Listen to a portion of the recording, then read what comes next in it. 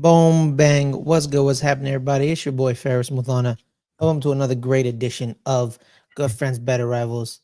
I'm joined here today to talk all things NFC East, Giants, Cowboys, with none other than the X-Man himself, Caleb Ochoa. How you doing, The X Man. Cyclops? I'm the X Man. You're the X-Man. You're the guy, the X-Man. Yeah, You're exactly. that guy. You're that guy. How you doing, Caleb? How your day been going, Caleb? Great. I just came back from watching Deadpool. That's why I'm wearing the shirt. Oh, nice, nice, nice, nice. The Olympic ceremony, the opening ceremony dropped today at 10:30 in the morning. Apparently it's still going. I don't know why. It's 3. Uh, go home, people. All right, go to the villages. Um, but yeah, so we have that Deadpool. NFL training camp has started. A lot of things have dropped. Let's get right into like this. We'll talk about early training camp. That's going to be a longer conversation. Let's just touch on the quick topics. They're kind of the Dallas Cowboy topics. Trayvon Diggs is starting off on the PUP list. Yeah. Makes sense, coming off of the ACL injury last year. Of course, he's on the PUP list. It's not really a big story, He just kind of coming back in. Yeah, but it is some worrisome because you hope he's like it just took so long. I mean, we're gonna talk about Mike Gallup. Mm-hmm. Um, you're not sustaining after injuries. There's plenty of players that haven't come back after a season-ending injury like that, and we're the same. Or take some maybe a whole season, and then the following season after that, that's when they're back to normal. So it might be nothing, but I mean, if he started off not on the list and he was just totally healthy, I would feel a lot better than better than him starting on the PUP list. Well, with most injuries, like I think, like I think you said it perfectly. Like he's not going to play good this year. Contrary to popular belief, usually when football players come back from knee injuries, it takes them about a year and a half to fully, become them again. Not everyone is Adrian Peterson, where you tear your ACL and the next year you almost break the rushing record. That's the exception to the rule. The rule is like there's rules in football. The rule is he's not going to play good this year. If he does, if he's serviceable, if he's fine, that's a win for the Cowboys. But him being Trayvon Diggs again, that's next year. That's gonna happen next year, not this year. It's gonna happen next year when he fully trusts his body again, and we'll see about that. And you know what? Let's tie that into Michael Gallup. Michael Gallup, a couple of days ago, announced that he'll be retiring from pro football. So there's that. Michael Gallup had a promising young career with the Cowboys, and he tore his ACL. And then he was just fighting back. He lost some of his speed, right? He couldn't separate like he used to. I remember watching him at Colorado State. I quite enjoyed him at Colorado State. But this time around, it just wasn't. It he didn't Yeah, have the juice he anymore. was a big play guy. He was a Yeah. downfield deep threat, made spectacular catches. He had that toe drag that he was Oh, famous for. drag You swag. know, that was his type of style of catching the football, just making spectacular catches like that. And um, but now he couldn't make it work. I mean, he was never the same after the injuries. And I thought, he's still young. He was still 28 years old, and to have his career just be shut down like that sucks. And that's what I'm saying. That's what worries me about Trayvon Diggs. I mean, um, some players just do not come back from it, and it's not even maybe just their bodies. It's just them not trusting themselves that they can actually fully get back, and that's Mhm. like a mental hurdle that they cannot uh, uh, overcome. Yeah, man. It caught the Raiders off guard when he admitted he was retiring. GM of the Raiders, Tom Telesco, Caleb's second team. Um, uh, well, 'cause you're from Vegas. It makes sense. Yeah, I mean, I Uh, let them know. yeah, yeah. He said he didn't see it coming. He didn't know. He was blindsided. He was like, I didn't. He was like, that threw me off. That threw me off. And you know what? That happens a lot. You know, you sign with a new team, you join a new training camp, and you go through the motions or OTAs. Hey, but he didn't even go to training camp. But he just Yeah, like yeah, he went to because he just OTAs probably after just yeah, he that's probably like like I ain't with it, man. Happens all the time. It happened with the New York Giants when Joe Judge was there. We had a couple people retired because they're just like, nah, we just not. It's not ready, dog. It's not ready. Oh, shout! We got people in the chat. You know, shout out to Leo. What's up? How you doing? Greg, Cowboys, Adelia. Hey, everybody. You know, Greg again, but at least it's Dan Jones. Okay, shut up, Greg. Shut up. Man. Shut up. that's a good point. I mean, there's a lot Yeah, of things, hello bad there. things that can What's up, happen. Brendan? At least the Jones isn't our quarterback. Yeah. Good point. Well, you guys are not gonna have a quarterback next year either. You know, because your guy's gonna leave. Well, Shout out to we'll talk Jay. about that too. We'll talk about that We'll too. talk about that too. But let's get right into it, man. Let's start off. You know, keep it light. Keep it light. We're gonna talk some hard knocks. Um, and then we'll talk about the more serious topics. CD Lamb, and then we'll talk Jack's about an and serious overall training camp later. So Hard Knocks shows up. Episode we didn't review episode 3 last week. We're doing episode 3 and 4. It was mostly the Saquon and draft shows. Episode 4 was the draft preparation show. It was just more draft preparation, and they're just preparing for the draft. It literally, episode 4 ends when they're in the war room, and it ends like they're trying to like cliffhanger us, like we're on Game of Thrones. It's like we know what's gonna happen. There was a funny part where they see Saquon. Where was Penn it? State, Penn State, yeah. Penn State Pro Day. And it was like seeing your ex-girlfriend at some place, and it was just And what's that's how funny they too kind is of speak. Caleb. They were like secretly talking like you're like some two girls like talking to their friend. Like, oh my Like God, he's a good kid. He's a good kid. Yeah, he's a good kid. No, what's funny too is they sent the new guy to talk to him. You know who was talking to him? Our new offensive line coach, Carmen Bercelio. I don't know if he had a relationship with Saquon beforehand, but it's just like that, Caleb. But you send your new friend to talk to your ex. It's like, hey, go talk to her. It's like, hello, my name is Gerald. I'm Johnny's new friend. I heard you guys used to date. Like, wait, what's Carmen doing And there? it's Like, funny because the Giants technically took Brian Daboll's girlfriend back to replace. They took Devin Singletary. Wasn't Devin Singletary with the Bills? Yes. Yeah, they went back to their old They went back to their old girlfriend. The current one. Now, here's the thing. Here's the thing about the Saquon Barkley thing. It's going to connect to his podcast comments. You know, in the NFL, it's common practice when a running back reaches a certain age, you don't sign them. You just don't.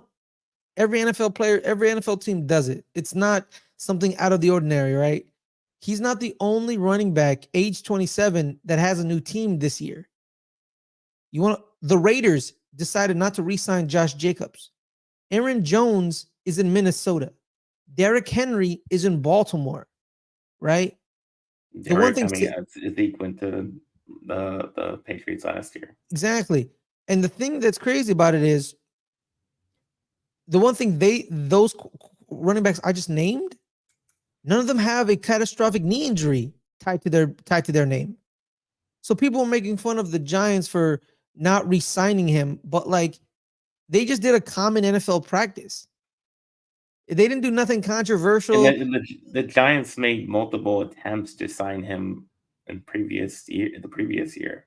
Yeah, he just wanted, more money that was given by the Eagles, which is fine.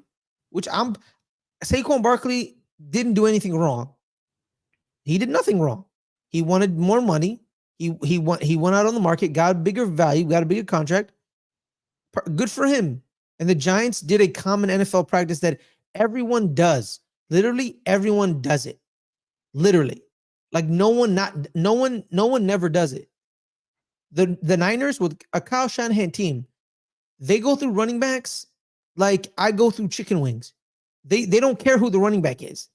They'll find a random running back off of the street and make there's some coaches who don't care if you have a star running back.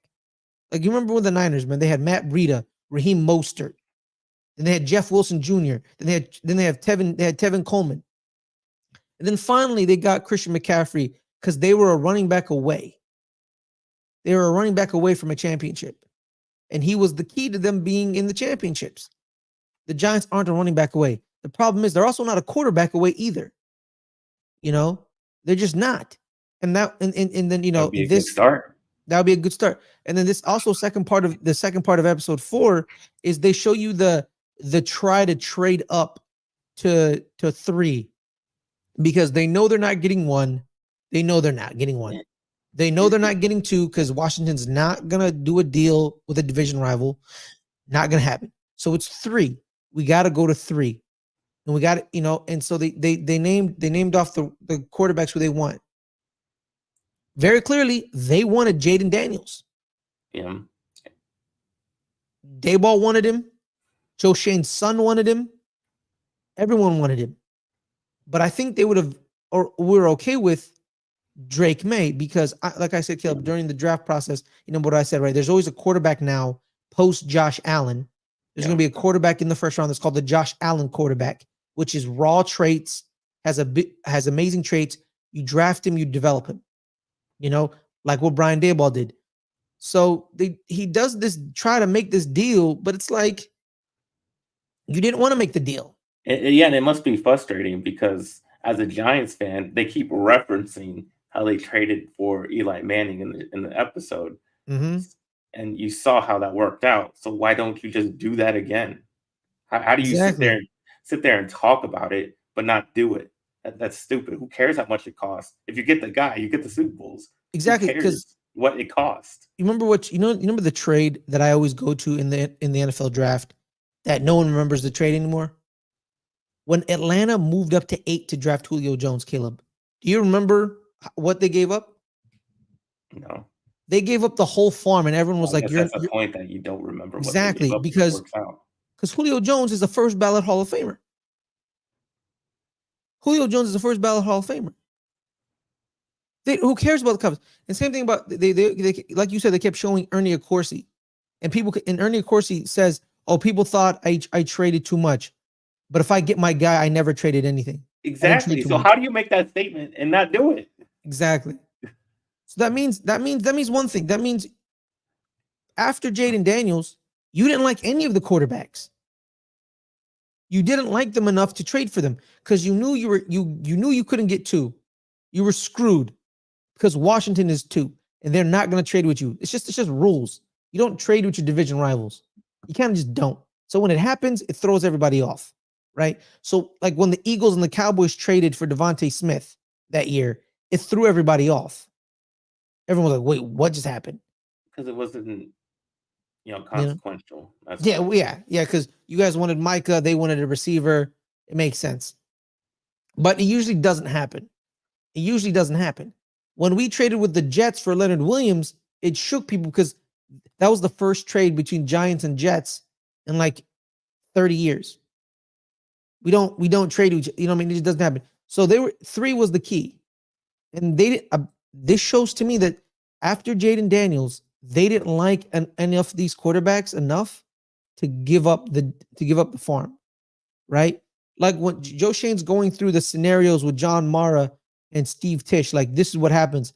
None of it ever said, "Oh, we're gonna trade back and get Bo Nix or JJ McCarthy or Michael Penix." None of that. It was we're gonna try to trade up. Or if we stay and see if Malik falls to 6, and if he doesn't fall to 6, let's say the Chargers get him, we stay at 6 and we get Rome or Brock Bowers. I still don't understand going for a receiver. It doesn't matter if he's good.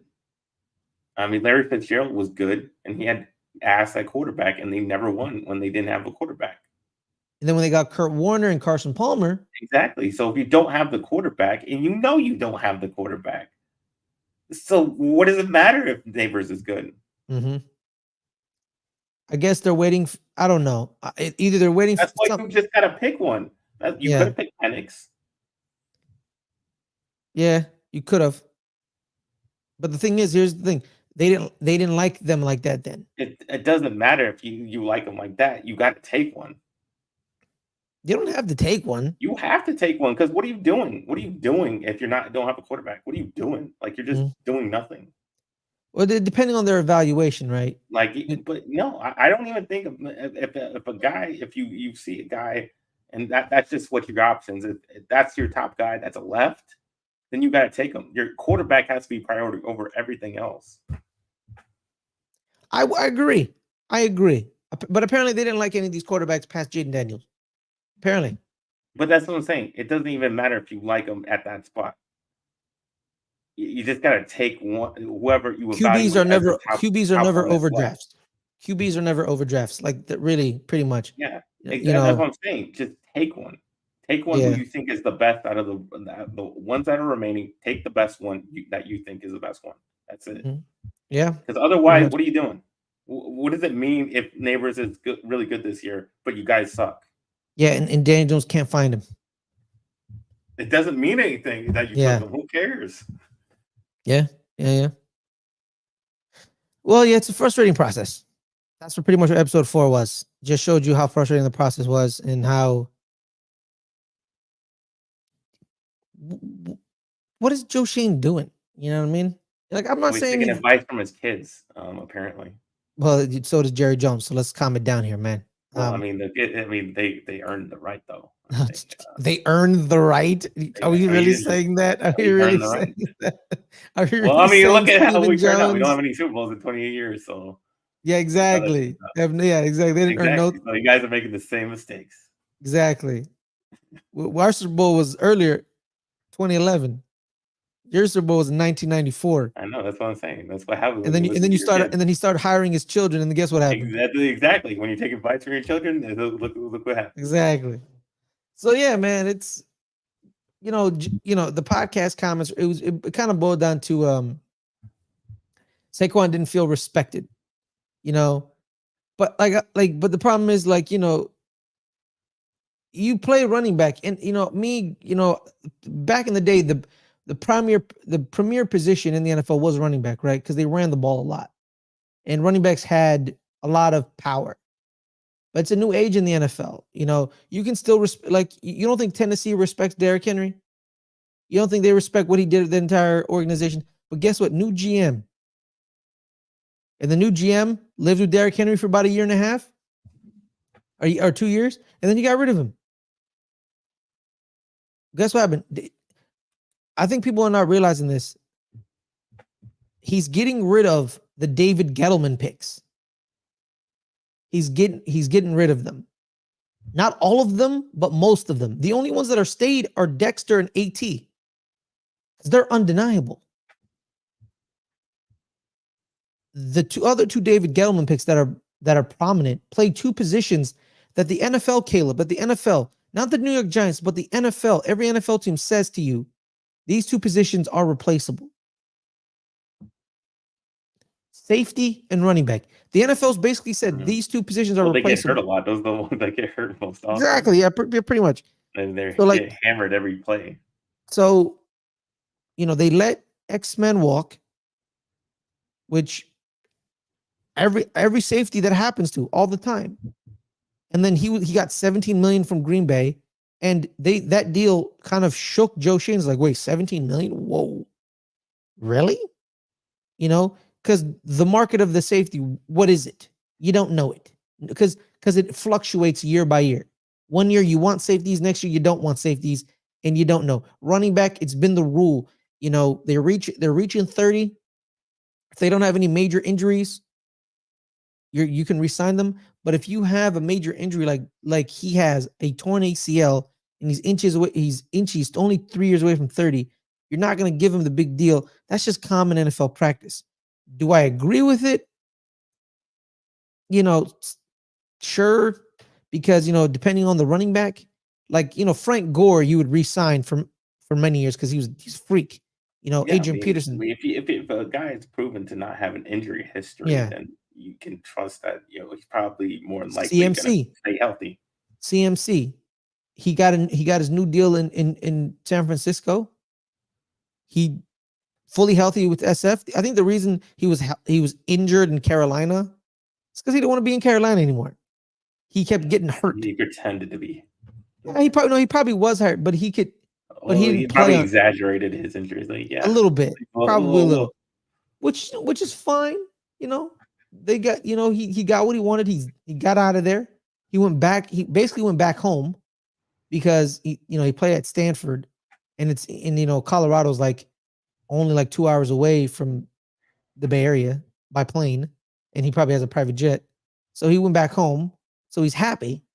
Shout out to CMC. That's my guy right there.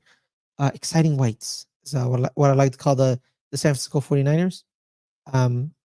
Very fun to watch. But yeah, every other running back. Like here's the thing. Like Josh Jacobs, new team.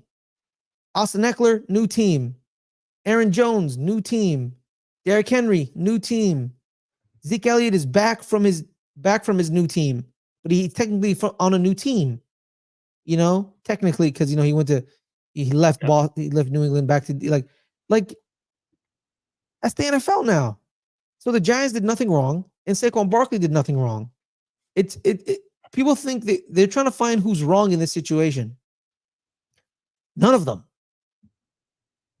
None of them. He wanted more money. He got more money. The Giants did a common NFL practice that everyone does. And boom, it didn't work out. Now we're moving on. I don't care. I don't care that, I don't care that he's an Eagle. I don't. I really don't. Fine. He's an Eagle. Who cares? That sucks. It's horrible. It is pretty horrible. Disgusting franchise. Yeah, it's true. He is from Penn State, though. So it makes sense. He is from Pennsylvania. But I digress. Let's keep it moving. On the other flip side of Team Blues, CeeDee Lamb didn't show up to training camp. He's holding out for a bigger deal. Makes sense. He has been one of the best receivers in the NFL to this day. He's probably going to use the Amon-Ra St. Brown deal in Detroit as the base. Well, he said he wants to be the highest non-paid quarterback. So please. Justin Jefferson then. So it's the Justin Jefferson deal. Well, at least that's what Stephen Jones let me know. Right? That's what he's trying to achieve. Like, was that like over $35 million a year for any non-quarterback? Yeah. Mm-hmm. So that's hard when Michael Parsons also wants to be the highest non-paid quarterback as well. But he said, in Micah's case, he says he's okay with, putting his contracts off till next year. So at least we have that one taken care of. But obviously, Dak is also looking for his big contract still. So that also factors into what CeeDee Lamb can get. But this is what the Cowboys always do. It's nothing new. I mean, we just saw Zach Martin hold out last year. We saw Zeke hold out a few years ago. And they got what they wanted. It's just exactly. That's what I'm saying. It just contributes to the bad deals that the Cowboys make because they sit there and wait. They don't sign their guys. They're not proactive. They're not proactive. They don't sign the guys when they should sign them. They wait and they wait and they wait until the price keeps going up, and they're forced to sign them. And they sign them to huge deals that hurt the cap, and we can't sign any depth after that. If the Cowboys could, ensure that nobody got hurt, maybe we can get farther in the playoffs. But guys get hurt, and we have no depth, and then we lose. And it's not, and that's a big factor of why we keep losing, because of those bad deals. Like because they keep waiting to sign guys and don't sign, and not proactive of signing guys when their contracts are coming up. And it just keeps cycling. And that goes into Jerry Jones's comments of, he basically just says it's like the same old of why they did what they did in the offseason, of coming to into the season this year. It's just business as usual. They just keep doing the same thing, and they have nothing for the fans to excited about, because there's nothing that changes. It's just the same old stuff that you're going to continue to do. It's going to continue to the same results that you've had for the past 28 years. And it's goddamn frustrating, because why should we think we're going to win anything? If we're going to do the same thing, we're going to win 12 games and we're going to lose in the playoffs. It's unbelievably stupid. But yeah, but that's just that seems to be the plan. It seems the path that they want to go down, and that also factors in to kind of what Dak was saying. He doesn't think he's going to get his contract. He's kind of weary about that because he's like saying I want to be here, but if they don't give me what I want, then it's not going to happen. I'm going to be somewhere else because he knows that no one else is going to probably give him the money, and it's the same business as usual. It's the same cycle. It's the same thing over and over. Nothing changing. They're going to wait and wait and wait, and at least he's gonna at least he's not holding out. He's at practice better, but the same thing. Just nothing new. Nothing new. It's it never works out for them if you think about it, right, Caleb? Dating back to Emmitt Smith, remember? They start 0-2, and he shows you see that year. Yeah, I know, but y'all started 0-2, but then y'all re-signed him. Yeah, because y'all started 0-2, and then then y'all won the Super Bowl. That's correct, but then y'all start 0-2. Jerry Jones then panics. He panics. He then resigns Emmitt Smith. The year Dak Prescott destroyed his ankle, y'all were bad. Him being injured helped him in negotiations. Usually that never happens. When you get hurt, it hurts you in negotiations. But he gets hurt, and y'all start Andy Dalton, and y'all missed the playoffs, and y'all were I think 6-10, I think, or 5-11 or something like that. And when he then starts negotiating, all Dak Prescott had to do was, look what happened without me. You can't find nobody better than me. And the people who are better than me aren't leaving their current situation because those teams aren't going to give you them. So then he gets that big deal. Zach Martin. I think the Zach Martin one was kind of like a thank you for your service deal, where they kind of gave it to him. They're like, you know what, let's take care of our guy. He's been here for years. Let's give him some money. Well, you know what? I respect Jerry Jones for that. But then they redo it the next year. Yeah, they redid his contract after they gave it. So that's what I'm saying about the bad deals. It's like, what are we doing? I think here's the thing. I think Jerry gave him that deal. Then the next year, Steven fixed it. I mean, we're talking about the same Steven who had to tell him we're not drafting Johnny Manziel. Stop asking us. Yeah, we're going with Zach Martin pops, and then same thing around here. You start 1-3 or like 0-4 without Zeke that year or whatever. I don't remember. You had a bad couple games. He wasn't suspended till the middle of the season. No, not the suspension. When he held out. Remember? When he held out? No, he signed before the season started. Okay, that's what I thought. My bad. CD. The thing is, here's the thing: is you see the individual talent of him and Michael Parsons. You're like, you see the talent, but they haven't won anything. They're losers. Most of that team are losers. You know what I mean? What do you care about, Caleb? Winning 12 games a year and losing to a random Packers team, getting blown out at home in the playoffs? Are you still a winner? Are you still a winner? Really? No, in regular season winner. Exactly. But that's the thing. There's a cap on this team. We keep pointing out, is it coaching? Is it the players? It's a lot of things. It's not just one thing. No, but here's the thing, Caleb. You remember when we were going through the grades for the NFL teams, and we come up to the Kansas City Chiefs, right?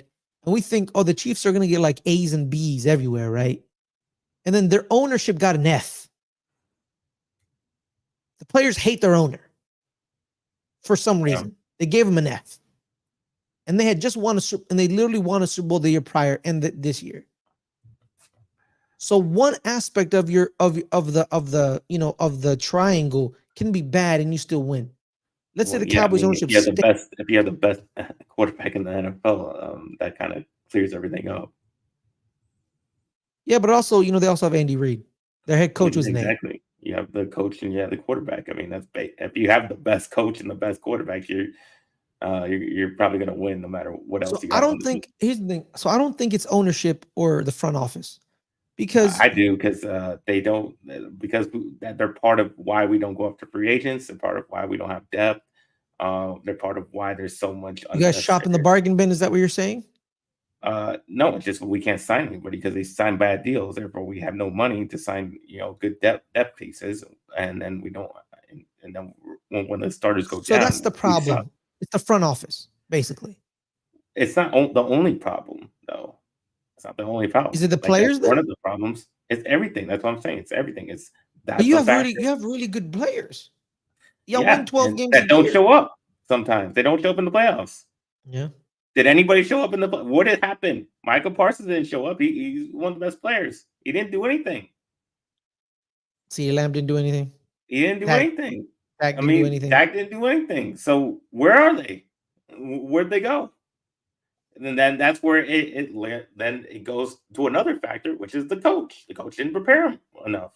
They didn't scheme up the Packers knew the scheme extremely well. They did nothing to counter. The coach was at fault for that. That's what I'm saying. It's not just one thing. It's coaching. It's the players not showing up. It's the organization not putting the pieces that totally that we need. And yeah, it's the ownership because Jerry puts unnecessary attention on the Cowboys that we don't need, and it's just all factored in to one to why the results are the way they are, which is not winning the playoffs. Everything. Yeah, it's true. It's just a mess. But I think the regular season covers everything, right? They win But 11 yeah, games, 12 that's what games. keeps people employed Yeah. because we win 12 games every year is why everybody keeps employed. And then everything keeps going and nothing changes because we win 12 games and we're still relevant in that way, even though we don't win the playoffs. But we're still, you know, we're it's like you still get like tokens that are okay. You still have tokens left to get a chance at winning the prize. Mm-hmm. My thing is this, man. I think these three franchises, right, across multiple sports, are kind of the same, right, Caleb? The Lakers, the Cowboys, and the Yankees. All three are the big brand in each sport, correct? Right? All three are basically run by second generation operators. Cowboys, the dad's still there, but how much does Jerry Jones still do? That's the question. How much is it Steven and Will McClay? You know, the Yankees are good enough to make the playoffs. They're good enough to have extra games, playoff games, more tickets, more revenue, more stuff. They sell the most merch in Major League Baseball. It's the most expensive merch as well in Major League Baseball, but they sell a lot of it because Yankees fans, they're they got some cash on them. Yankees fans got some cash on them, and they buy some of the stuff. The NFL, who has the most expensive merch?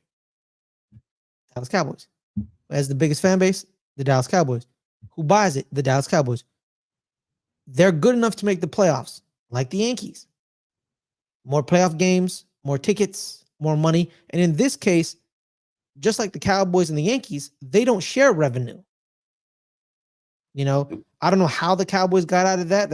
I still need to find that out because every team shares revenue but them, which is I don't know how they allow them to do that because that sounds like a stupid business deal by the other NFL owners because you should try to get a piece of that. But I don't know how they allowed them to get out of that, which is completely dumb. Probably Jerry threatened to sue them somehow. And then with the Lakers, most popular team, they're in LA. They sell so much merch. With LeBron James, when they signed him, they didn't care to be a championship team. People assume that they signed LeBron James to win championships. No, they signed LeBron James to be good enough to win championships and good enough to make the playoffs. And that's what they want, because at the end of the day, it's all about playoff games, more revenue streams, more jersey sales, more advertisements. That's what all three of these teams have in common. They no longer care about championships. They're run by second generation. They're most of them are being run by the second generation. Cowboys, Jerry's still around, but it's mostly being run by second generation, and they want to keep their money, their cash flow, and they've realized it's going to cost us more money to win championships than it is to just be good enough. Because we're good enough, we don't have to exert so much cash and give it to these contracts and all this stuff. So we're always in the black. And we keep our money. And we make our money this way. And that's why. These teams that we think of when we think of winning championships, popularness, these three teams, the connection, right? They no longer care about winning. In the NFL, you have the Pittsburgh Steelers who have the most championships, tied with the Patriots. But I think the Patriots are going to fall into this line as well, where they're going to get to the point where the second generation starts running the team. They would have always been, that mediocre franchise they were before Tom Brady got. They were the only reason why they did it because they were the greatest quarterback of all time on your team. On accident. Otherwise, you would have been a relevant franchise that you were previously. And you're right. And Bill Belichick drafted him for some reason in the 7th round. Good for him. I mean, if we fall into one of the greatest quarterbacks, then we can get back on top. But that's the only way I see anything changes, if we just fall into the greatest quarterback. Exactly. And that's the problem. We have Patrick Mahomes, something like that. That's the only reason. Yeah, man, and that's the problem. It's proven with a lot. It's not just us either. It's just that's a lot of teams. They're not in this. They're not in this to win championships. They're in this to make money. You know what I mean? Like the Jacksonville had a great stretch for a couple of years. Remember Jacksonville with AJ Bouye, Jalen Ramsey, Calais Campbell, Blake Bortles, Leonard Fournette. They almost made it to the Super Bowl. You remember that little stretch? They almost made it to the Super Bowl. It was a good run by Shad Khan. And guess what happened? He got rid of everybody. Because it's at the end of the day, it's about making money. That's what it's all about. Money. John Mara, he transitioned over to we're going to make money. The Giants still made a bunch of money, even though they were bad. They still made a bunch of money. And he was, he was, money's in his pocket. A lot of these teams don't care about winning. A lot because of something that you say. I think you said on the show that because they know you can win with a guy like Nick Foles. So that's what I'm saying about the tokens. As long as you have just some tokens left and you have a chance at the prize, you can just keep doing the same thing, and maybe you get lucky, and maybe you get a run, and maybe you win. Exactly, because here's the thing too. The Nick Foles thing. The team was just great around him. It was, they had 3 running backs, Caleb. They used 3 running backs. They had a rotation of running backs, Jai, and 2 other people. I don't remember the other 2. Alshon Jeffrey and the receivers, they were kind of lackluster because it was just Alshon Jeffrey. The tight ends, they had, I believe, Dallas Goedert and Trey Burton. So they're But the thing about the Eagles though, that people always forget, they had the most important position down. They locked in the most important position down that makes a team run. Guess what that position was? The offensive line. Who was their offensive lineman? Lane Johnson. Isaac Somalo. Who's their center? Jason Kelsey. Who's their left tackle? Jordan Mailata. And guess what happened? They got rid of Isaac. Guess who they replaced him with? Landon Dickerson. Now their biggest thing is who are they going to replace Jason Kelsey with? They have Cam Jurgens. We'll see if he works. They found on the other right guard, it's some Alabama kid. And they still got Cheaton Lane Johnson. You know what I mean?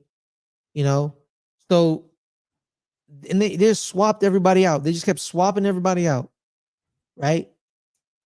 But the core of their team stayed together, and it was the offensive line. And we'll see, man. We'll see. Let's talk about early training camps that are not CeeDee Lamb related or Saquon Barkley related. 11-on-11 happened with the New York Giants. A couple of the big story is usually Daniel Jones. He's missed a couple of passes. He missed a screen pass to the tight end, missed a long deep shot to Wan'Dale Robinson. There was Drew Lock had a giant strike to Lawrence Cager. I think it was a go route. He caught it, but there hasn't been much. Hasn't been much. The biggest story out of Giants training camp, Malik Neighbors has been tearing up the DBs, which can mean two things. Malik Neighbors is that dude, or our DBs aren't that good. It's one or the other. It's one or the other. Probably both. Probably both. We'll see. So Tay Banks, I'm a little worried. But overall, that's pretty much the story coming out of Giants training camp. Nothing crazy, nothing wild out of it. But that's what we got. Giants training camp. What about you, Caleb? As far as thoughts on the Cowboys training camp? Mm-hmm. Well, obviously with CeeDee Lamb, we get to see a lot more of the Jalen's, the trio of Jalen's of Jalen Tolbert, Jalen Cropper, and Jalen Brooks. So they Jalen Tolbert's the one that's been starting in his position, so we get to see a lot of him. We'll see which one. We'll see which Jalen is the best Jalen of them all. So that's one positive thing you take out. CeeDee Lamb not being there, because you get to improve some depth. Because you see last year when Zach Martin was out, Brock Hoffman and I forget the other guard's name. I forget the guard's name. Were starting in Zach Martin's position when he was holding out. And then when they actually got the chance to start in the regular season, they actually played pretty well for rookies. And because they got that experience and those reps that they wouldn't have normally gotten with Zach Martin there. So maybe that turns out the same way with these receivers, with them taking CeeDee Lamb's reps with Dak, and creating chemistry with Dak. When they do get a chance, when someone's eventually going to get hurt or something like that, and they do get a chance to start, they'll look a lot better because they were able to get those reps during training camp, and they were able to build that chemistry, and they actually do really good in the game. So I'm hoping that happens. So we'll just have to see that come.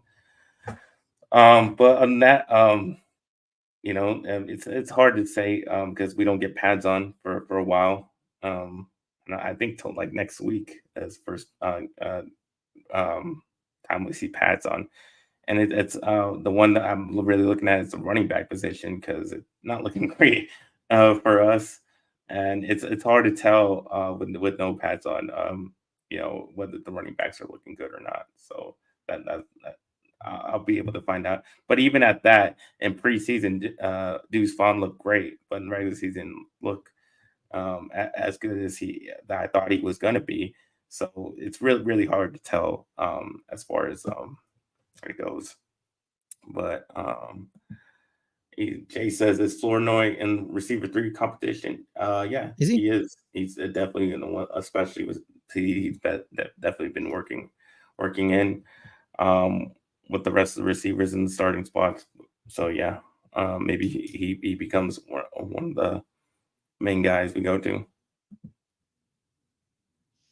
The running back room, it's a work in progress. You have Devin Singletary, Motor, you have Tyrone Tracy Jr., and then you have Eric Gray, who that pick looking like was not a good pick at all. So yeah, pretty much it's a work in progress. Other big story coming out of Giants training camp: injuries. Jermaine Illuminor, the offensive lineman we signed that's going to play left guard or right tackle for us, hurt his ribs. But then Tyler Nubin, our rookie safety we drafted in the second round out of Minnesota, he hurt his calf. So there's that stuff to watch out. Malik Neighbors at the press conference said he basically told Daniel Jones to throw it. Give me the ball, just throw it deep. He said, and I quote, off press, just throw it up. He was like, all right, I got you. The chemistry showed. He literally said that, like, they're off press, bro. Just throw it up. Just give me the ball. And if Daniel Jones, sometimes, just do it. Just you're like Kirk Cousins. He sometimes, I guarantee you, he'd just be like, Justin Jefferson's down there somewhere, right? We just throw it. And guess what happens? He jumps over 3 people in the Buffalo Bills game. You know what I mean? Like one of the greatest catches I've ever seen. So just throw it. Eli Manning, that's one thing about Eli Manning with Odell Beckham Jr. that people don't realize. Eli Manning couldn't move anymore. So, of course, that's why he was like, he basically became Tom Brady, right? You know why Tom Brady went to Tampa Bay over all those other teams? Because their offensive line was set. Tristan Wirfs, Donald Penn, or Donovan Smith, Ali Marpet.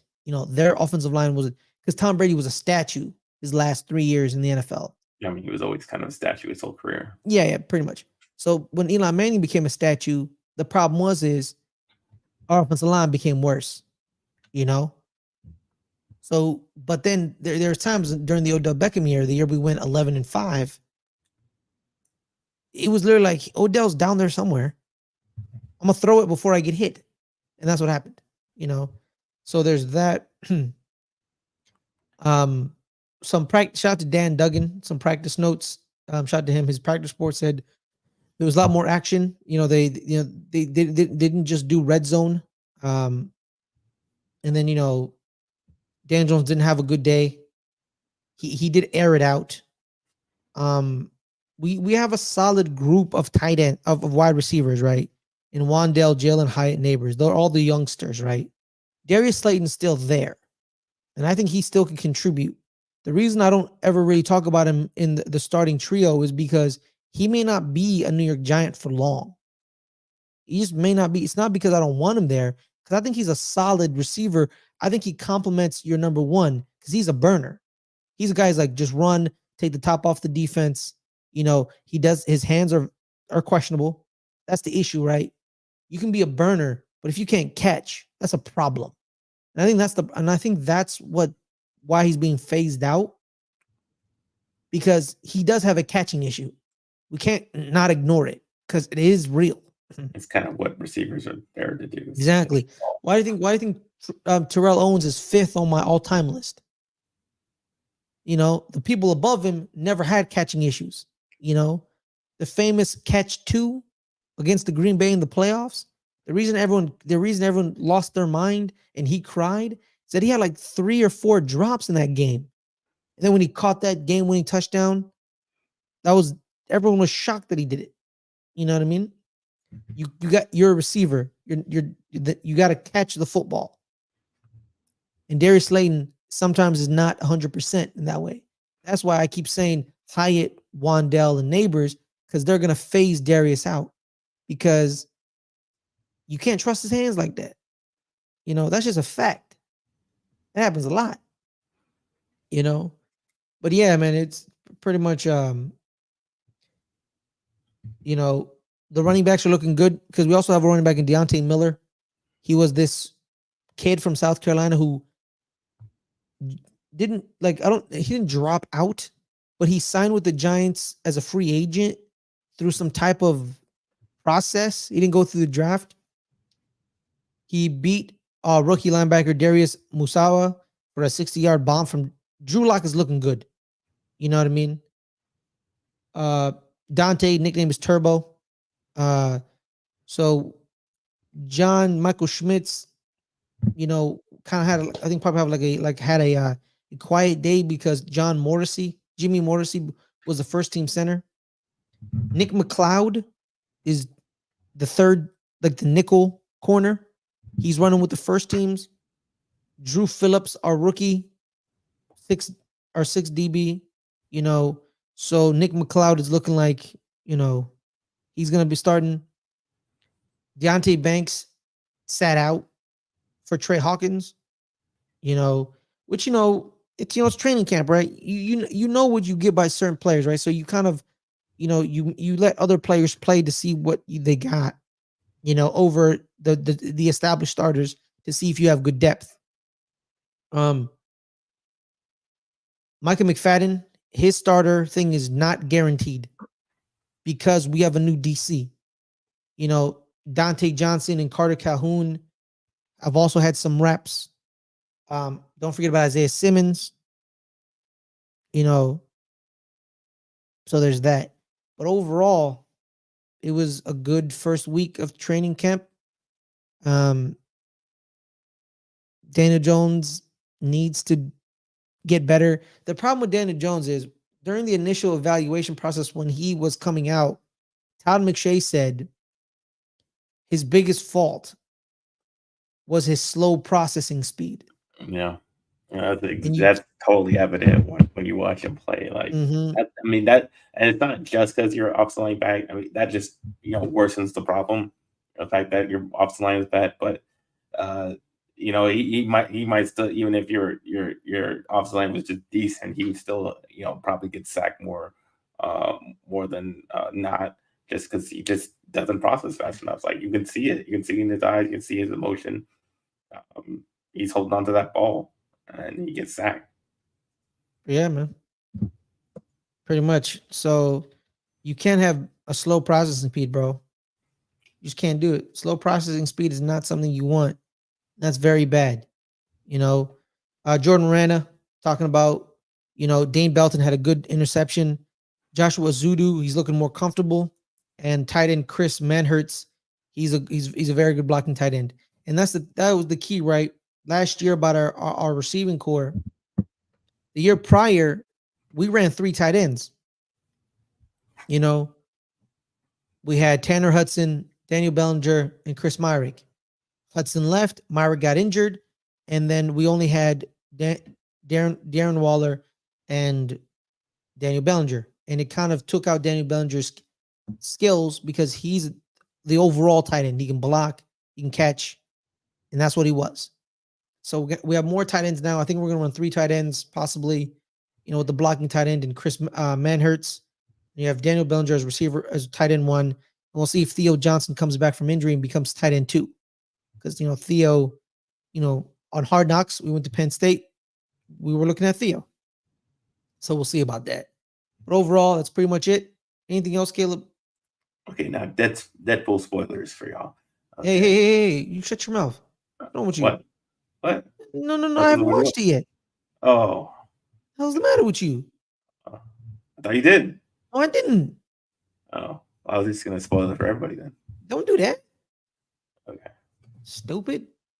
Where can people find you? NFL Guy 22 on Instagram and Twitter/X, and on this channel on during the season Wednesdays at 7:00. But we've been doing it on various days during the off season. I'm betting the NFL, so go and tune in for that. All right, y'all. My name is Ferris Blana. You find me at Ferris Blana on Twitter. Find me here every Friday, 3:00 Pacific. Good Friends, Better Rivals. And I'm gonna show up. I show up on a smattering of other shows. Lately, me and Adelia have been reviewing Serena Williams in the Arena, so make sure to watch out for that. We're gonna review episode 3, and we're gonna release it as soon as possible. So there's that. Shout out to all the supporters. We're over 150 subscribers, Caleb. Let's try to get to 200. So hit that subscribe button, share, like. Thank you for your support. Appreciate you guys. On that note, everyone, thank you so much. We'll be coming back, probably talking more training camp leading up to preseason. When preseason, we're going to have real juice to talk about. But on that note, everyone, have a wonderful night. See you guys next time. Peace.